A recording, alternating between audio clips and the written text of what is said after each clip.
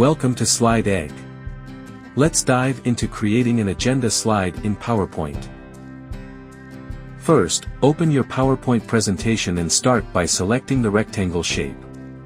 Drag it to the corner of the slide to create a rectangle. Once that's done, duplicate it 3 times so you have a total of 4 rectangles. Now, to keep things organized, select all the shapes and group them by pressing Ctrl+G. This makes it easier to move them around as a single unit.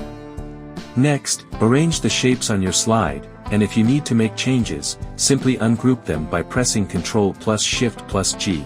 Here's a neat trick: select all the shapes, hold down Ctrl, and drag them to duplicate the group. You can resize the shapes to better fit your slide layout. To make things visually appealing, let's change the colors. You can customize each shape with a different color to add some variety. Now, let's add a shadow effect. Right-click on the shapes, open the Format Shape panel, and head over to the Effects tab. From there, select Shadow and choose the bottom right option. Don't forget to remove the outline for a cleaner look. In the Format Shape panel, choose No Outline under the Fill and Line tab. Next, it's time to add some text. I'll type in Agenda 1, Agenda 2, Agenda 3, and Agenda 4 to label each section. To bring your slide to life, let's add some animations. Duplicate the slide,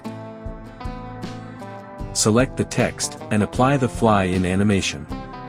Adjust the effect so it flies in from the left and tweak the duration to your liking.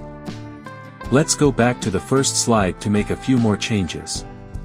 Delete the large rectangle and change the slide background.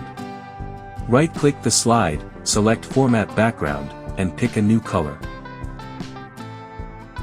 Then, insert a text box, type in your content, and apply the zoom animation. Make sure to set the duration for each animation to create a dynamic flow. And that's it. Your agenda slide is complete, and it looks fantastic. It's a simple yet powerful way to enhance your presentation. Thanks for watching, and I'll see you in the next video.